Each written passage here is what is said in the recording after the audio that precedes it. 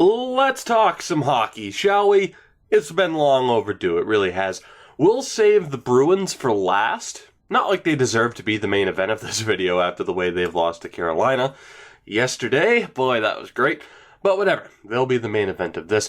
Now, I've said quite a few times on videos and on my Twitter, follow me at Tugi24 by the way, that the majority of stories in the NHL this year aren't exactly the most exciting things to talk about. For example, Patrik Laine. He's great. The end. Austin Matthews. He's great. The end. Who's better? Who really gives a damn who's better?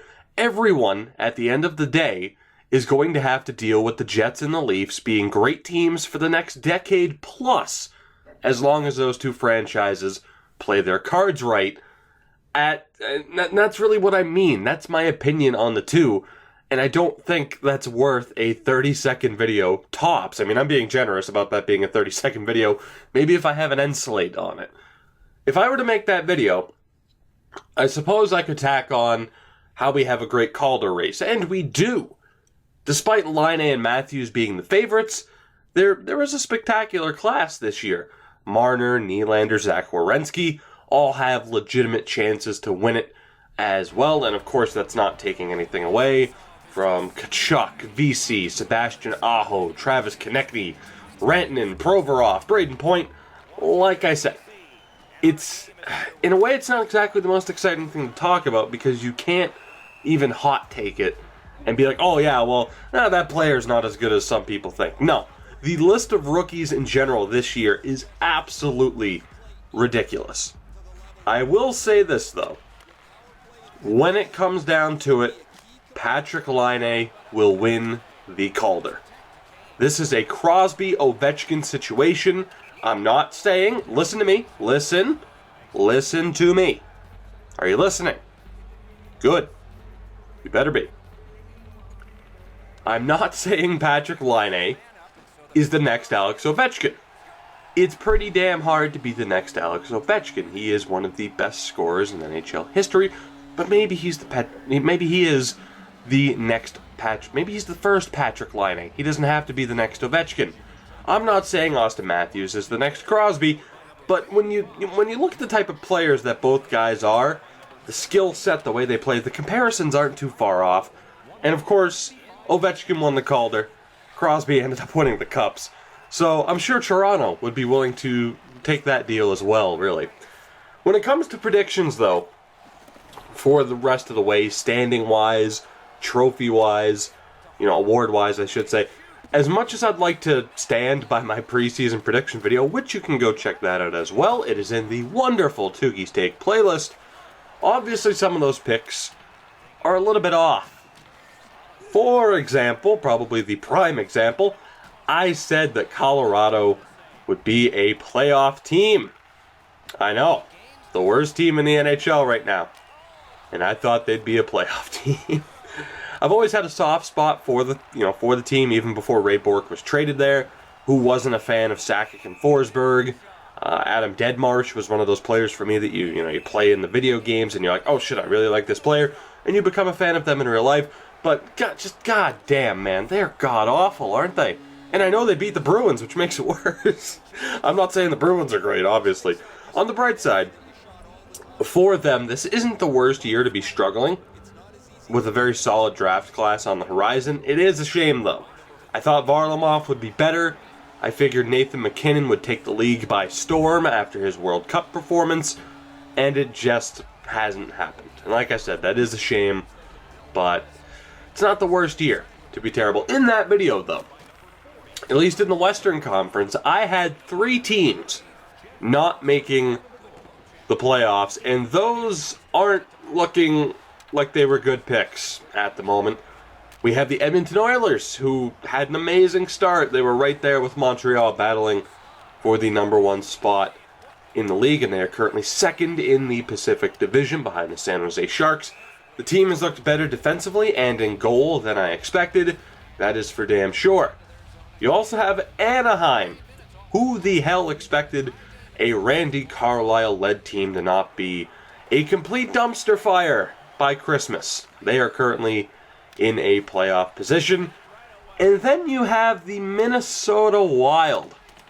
Because who expected Devin Dubnyk, whatever, to be the Vezina favorite as we approach the halfway point of the season? And if the season were to end today, he would have my vote as the Vezina winner. He's been great the past few years. We all know that. But he is on another level this year. And I had this discussion the other day. How long does one have to play at an elite level to finally be considered elite? Because there are some players where it's just, oh yeah, they're elite. And it's just out of the blue. That's nope, he's elite.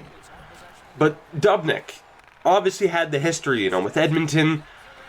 It's just, like I said, when you talk about how long does one have to play at an elite level to be considered elite, from my point of view, with his play over the past few years, and now especially this year, there's no doubt in my mind, Devin Dubnyk is an elite goaltender. Do the Minnesota Wild have the best defensive core? Maybe not, but it's top 10, I would say. Suter, Spurgeon, Dumba, Brodin. I guess it kind of depends on how you view Marco Scandella and Christian Folin. Is their bottom 6 the most intimidating? No.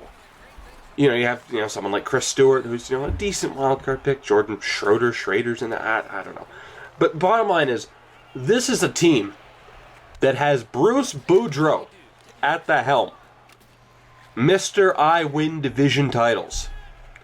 And he may just do that again this year, and that is amazing for him and for Wild fans. And I will say this, no offense to any Ducks fans, I wouldn't mind seeing the Ducks win a Stanley Cup. That'd be hilarious.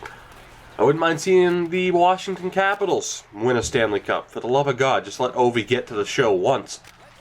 But if the Minnesota Wild were to go into the playoffs, knock out the Anaheim Ducks, who just fired him, and then get to the final and play the Washington Capitals, and then beat the Caps in the finals, that would be, my God, that would just be amazing, wouldn't it? Wouldn't it? So, what I'm saying is, enjoy the easy for me to say. Enjoy the wide. Enjoy the ride, Wild fans, as I'm sure you are, because this could be a very special year for you. Moving on to the Eastern Conference, though, not too many controversial opinions here, because what am I really going to say? Again, that is the common theme here, is what am I really going to say, aside from what I'm about to say, I guess. The Columbus Blue Jackets. Am I supposed to say, oh, it hasn't been an incredible run? No, it has been. It is unbelievable what they have done this year. You can't deny it. Just like you, me, or anybody else can't deny that this has been the last thing they expected the Blue Jackets to be this year. In first place over Pittsburgh, Washington at Christmas. Tortorella was the Vegas favorite to be the first coach fired. It has been unbelievable. And I'm happy for Jackets fans. After the promising playoff debut against Pittsburgh, they look to be on the rise. And then Sergei Bobrovsky got his coach fired. And that's the power of Bobrovsky. One season, he can get his coach, Todd Richards, fired. After making the playoffs, he can get his coach fired.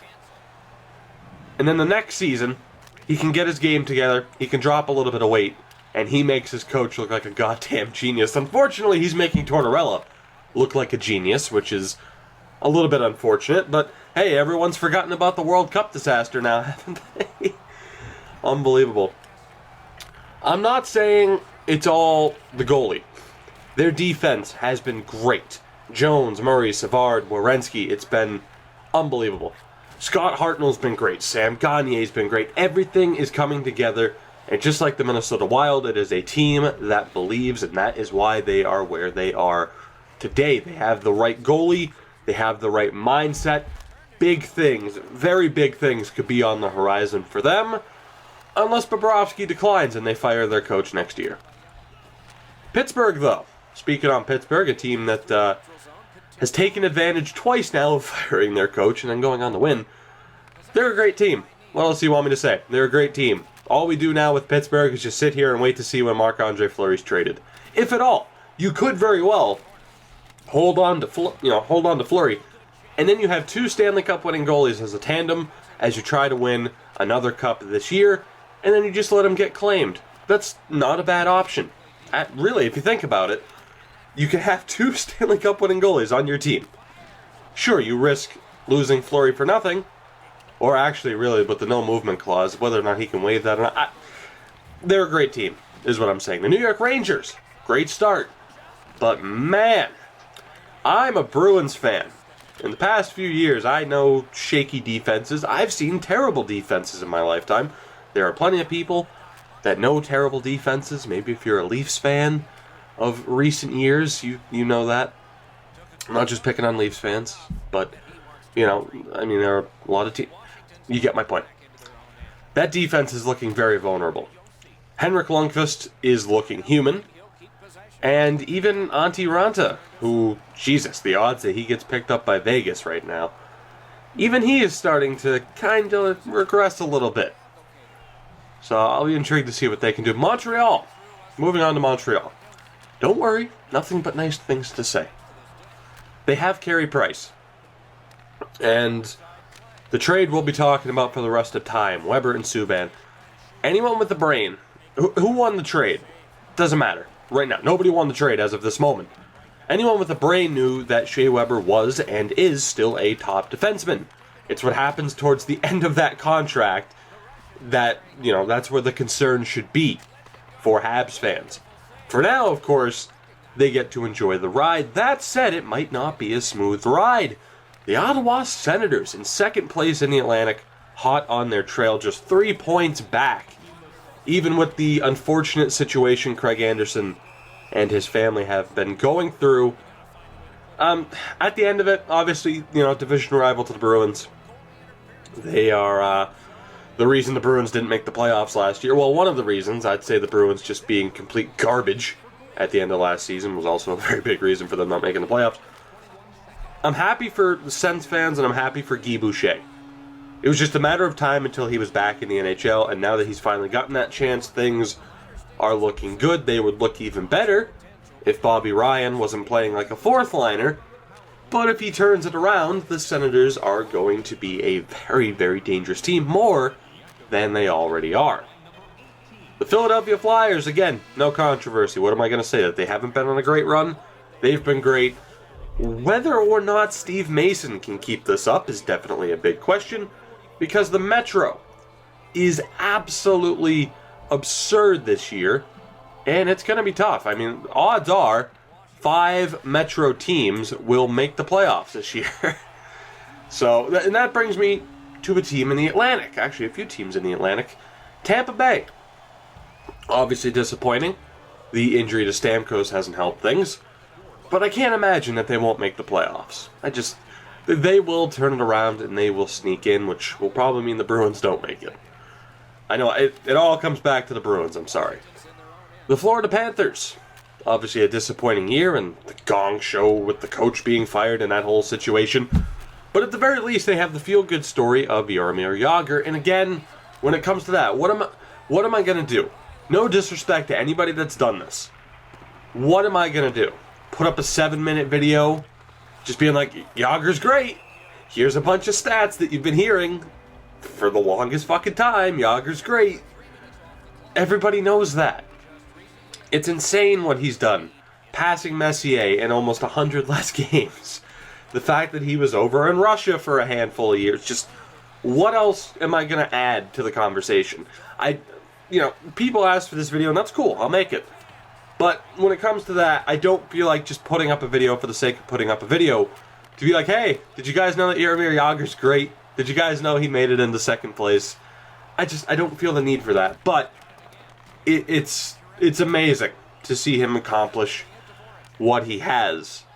But for me, not to take anything away from him or overshadow him, but seeing Jagr take second place, it really puts into perspective just how untouchable Wayne Gretzky is.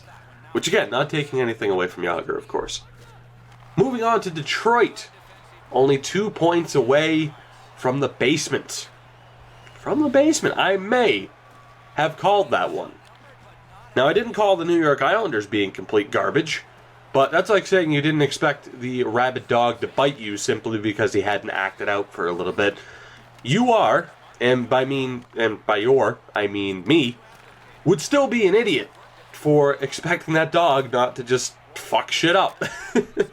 And for the Islanders, my God, the arena situation, the team, Andrew Ladd, although he scored yesterday against Buffalo, just what a mess.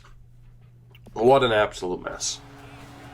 But I guess I can say that I said I couldn't make a video on these topics, but look at that. I have. Here we are. I still won't make predictions about the playoffs or trophies aside from Laine winning the Calder, Dubnyk being my Vezina favorite, because who knows? Sure, Sidney Crosby's probably a safe bet for the Rocket Richard. 5 goals clear of Laine, Jeff Carter, and David Pastrnak. We will get to him. Connor McDavid will probably lead the league in points, although Malkin and Crosby aren't too far behind. But anything can happen. That said, let's talk Bruins really quick. Really quick.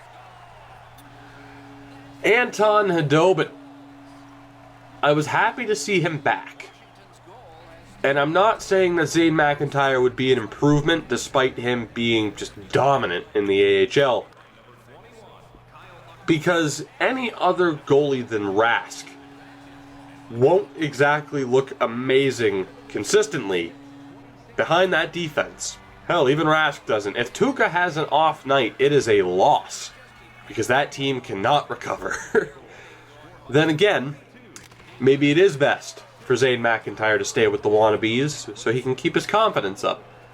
Because playing behind that team and getting shelled every night wouldn't be very good for the confidence now, would it? I will say this though, thank God, I don't care which God or how many, that Frank Vatrano is healthy. The guy can just score goals, and the Bruins need that help more than anything right now. And I am afraid, thankfully, Peter Chiarelli isn't here, or he and Pastrnak would have been out the door by now. And then Chiarelli would be complaining about the lack of offensive input, of course, or output, or firepower, call it what you want. But Don Sweeney's here, and I still don't know what to expect from him. But moving forward, the Bruins should have 2 pure goal scorers in their top 6 with Vatrano and Pastrnak. Let's hope it stays that way, and let's hope that both can stay healthy. Defensively, they haven't been completely atrocious, but obviously that's still not the ideal situation. The story is basically every defenseman has been okay, but not one defenseman has been exempt from making a simply horrific mistake, especially in their own zone. This year, Adam McQuaid, I'm kind of talking to you here, Jesus. I don't want to single him out, maybe it's because he plays 18 minutes a night, I don't know. But when he makes a mistake, when the defensemen on this team make a mistake, it's a big one. But getting back to the good, let's get back to the good here for a minute. Tuukka Rask has been great. David Pastrnak has turned into a top-tier scoring threat on a nightly basis. Brad Marchand is still playing at an elite level coming out of the World Cup. And Brandon Carlo, my God. Now, I've said it a few times. I mean, his emergence has really changed the outlook of this team. And now, yeah, you have Charlie McAvoy as a prospect playing in college, although I still say imagine if you drafted Chychrun and you had those two in the lineup right about now, that future would be more than bright. It would be blinding, but it's still pretty damn bright. It's just a matter of when Charlie McAvoy gets here.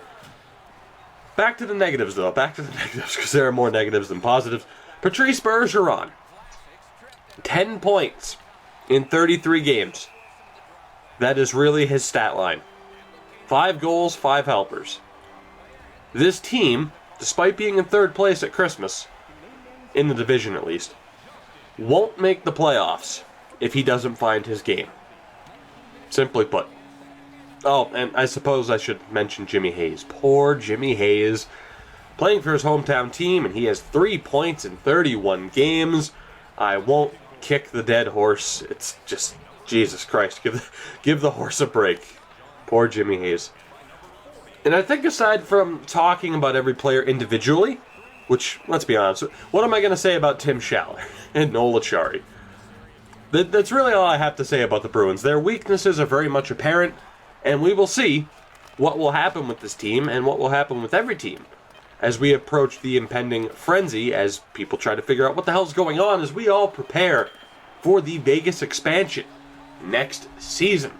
And I think that's what I'm looking forward to the most. Not the Bruins potentially making the postseason for the first time in 3 years, but probably the inevitable disappointment as teams don't do anything and it's boring as hell, just like every other trade deadline day. As I end this video, though, 20 some odd minutes into it, I need to take a quick second to be sappy as hell for a moment.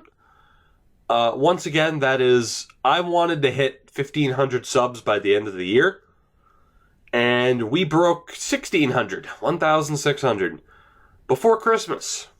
You guys are ridiculous, and the fact that I've hit 250,000 views, my stuff has been viewed over 250,000 times.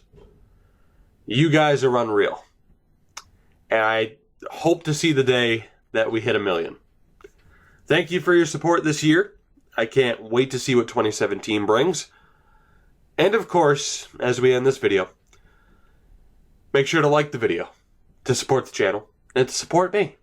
And subscribe if you haven't already to continue following what I do here on this channel for whatever reason. I still don't know why people watch. I'll figure that out one day, hopefully. I will see you guys in the next one.